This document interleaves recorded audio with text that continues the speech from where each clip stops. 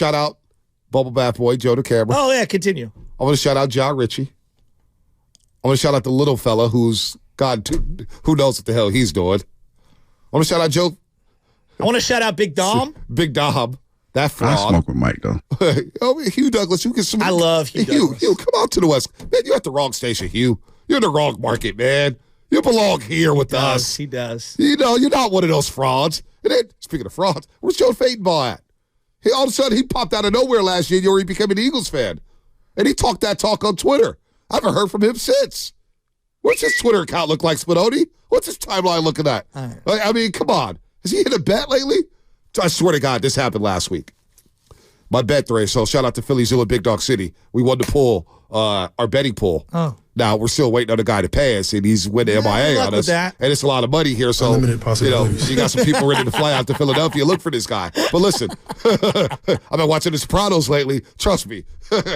So we won this betting pool, and there was one game. And I go, guys, we need to bet on this game because Fadenbaugh took the other team. It was Steelers-Ravens, regular season game. Okay. Backups. And Ravens plus 3. I said, come on, guys. We know we take the opposite of Fortenball. And we end up didn't bet it, but the Steelers won anyway. I was like, come on, bet against. But I haven't heard from him anymore. I love Fortenball. I haven't heard from you, buddy. Elliott Shore Parks, who's the little writer, said the Niners are the most overrated contender in recent memory. And he said the Eagles are actually underrated after like week 15. What a moron. Well, those morons are so down bad. Howard Eskin. Angelo Cataldi was asking for people to be fired. Yes. Quarter one. I go, one. Angelo, I'm glad it's the first live game you've watched in 22 years. That's how America does it. That's how Philadelphia does it. I swear to God, I think, and shout out to Jason Dumas because I do love Dumas. That's my guy. Yeah, but Dumas needs to pick a side. No. He's fine. Dumas is my guy. He's a real Eagles fan. I respect him. He's embraced the Bay Area. Yeah. Jason Dumas is one of our brothers. He sent me a message last night. No, he's all good. But the rest of those nitwits out there, those dopes, I swear to God, most citizens of Philadelphia might be dumber than rocks. Those people are so foolish. Because listen to this before we get back out to the calls. Yeah, because I have a question for you. I want to hold because first of all, Romo told us going into the Philadelphia game how soft they were. You know, I've been thinking about this all morning. What's going to be the difference in this game? And I truly believe who is going to be the meanest, nastiest team on the field. And I think the Niners are a meaner team. I really do. For some reason, and the Eagles are a really good football team. Hey, they've proven it with their record, but I just believe the Niners got more nasty in them. I really do. And I think that will be one of the deciding factors in this football game.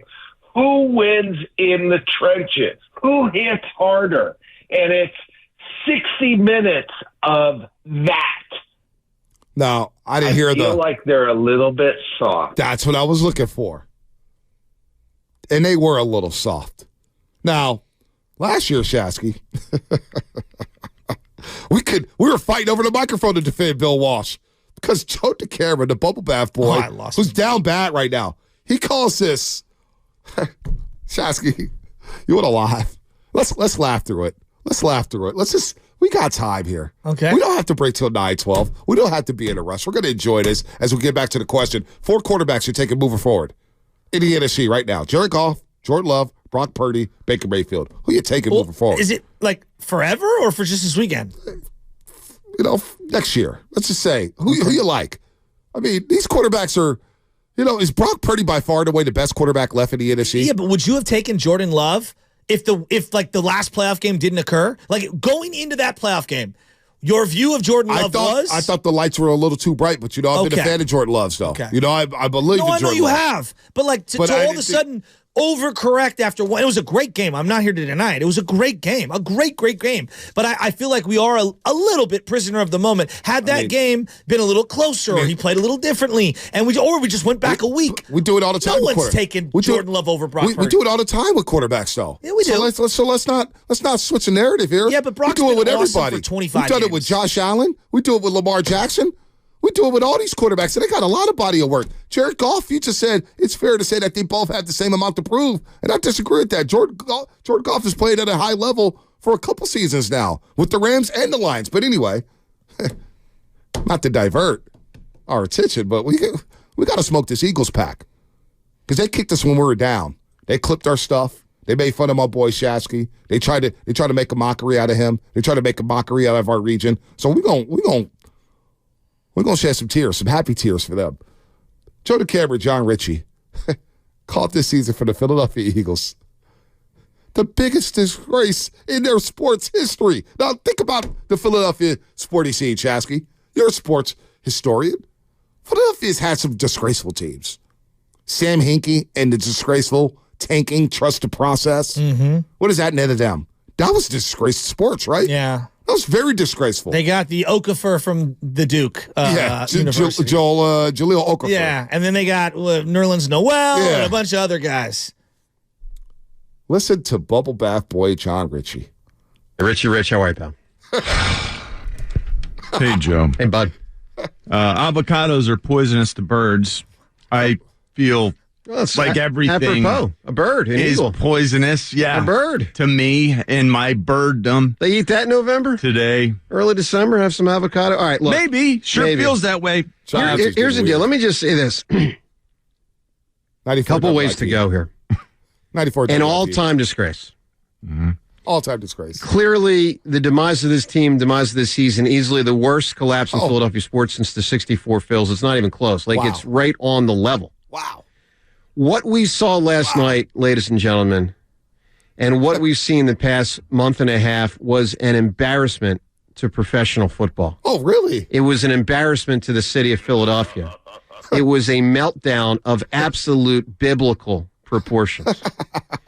I actually thought last night was very easy to see coming in. I mean, we talked about this yesterday. I know not everyone wanted to hear it, but I thought all the signs were there going into the game, and all the signs manifested in the game. Bad defensive personnel, bad offensive scheme, broken offensive scheme, bad quarterback play, the worst coaching down the stretch of the season that I've ever seen in my entire life in Philadelphia sports. Let me say that again. The worst. I've seen Eddie Jordan. I saw Doug Moe. I saw Rich Kotite. This was the worst. Oh, really? The worst coaching I have ever seen in my lifetime. 45 years old, the worst coaching I've ever seen in Philadelphia sports. Dysfunction. Now, Shasky, your thoughts. My thoughts are that I'm enjoying every second of this. Every single second of this. The day after the Niners kicked their ass, I remember we came in here and we were having a great time. And I said, and a lot of people pushed back on it.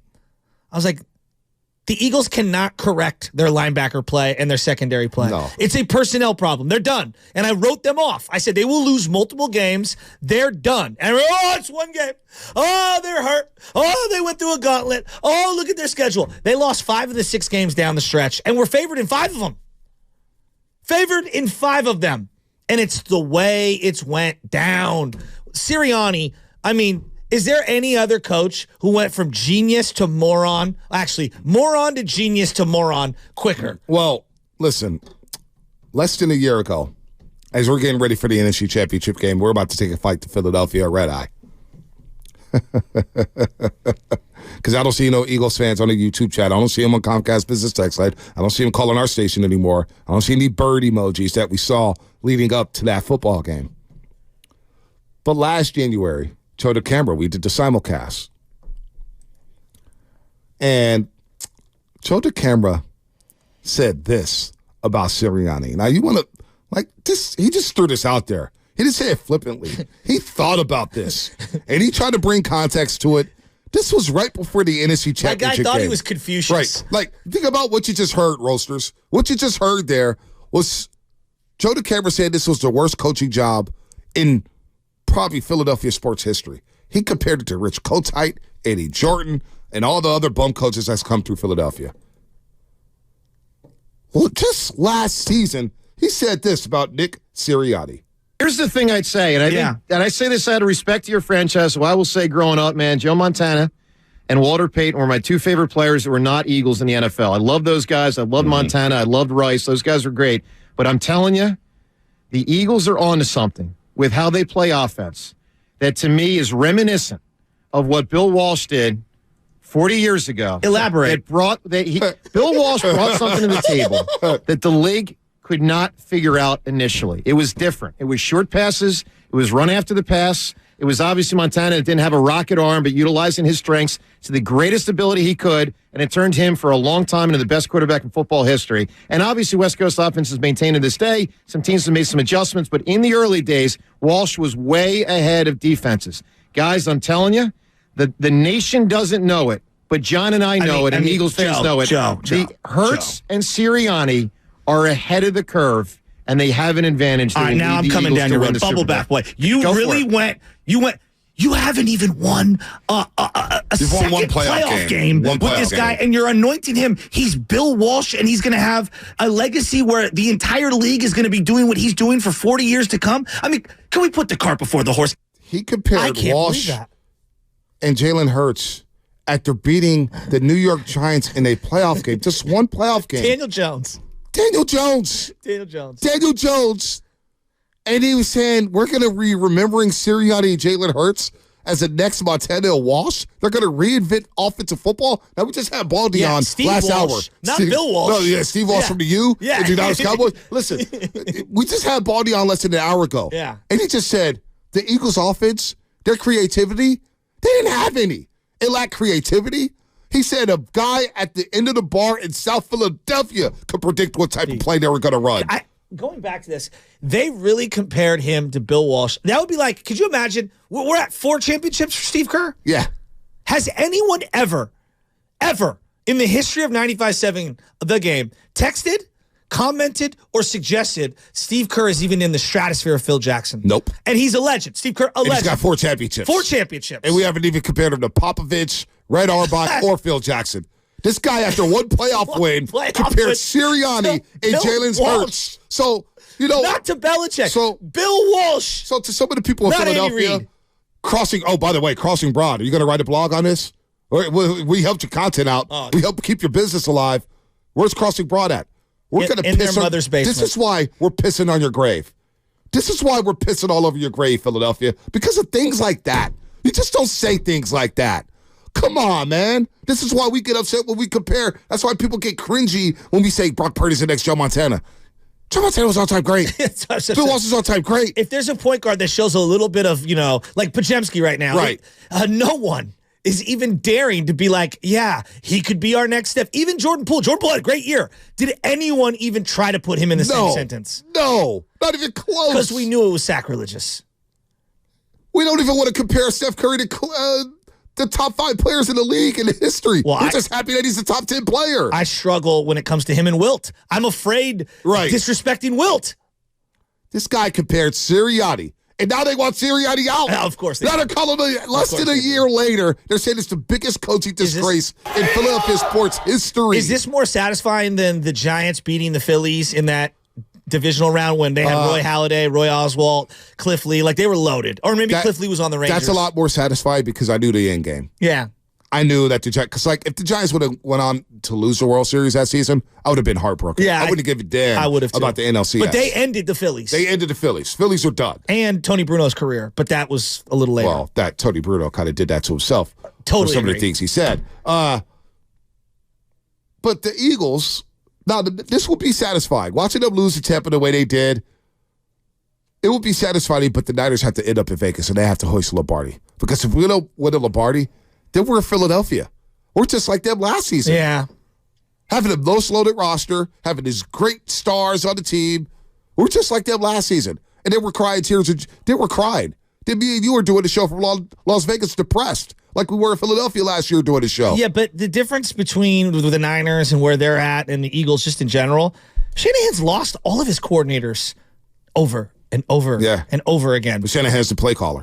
That's the difference, though. He's replenished. Sirianni, we don't know what the hell he does. Well, but except talk trash. But this is why when you see all these job openings and you see who's getting hired and who's not, if you don't have a particular area of expertise and you're not the play caller on either side of the ball, what are you doing? Yeah, I don't know. You better be hiring the best. I don't know. Even the tush push got stopped yesterday on the 2-point conversion. Thank God.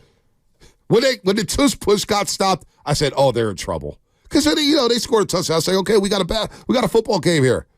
When the tush push got stifled at the goal line,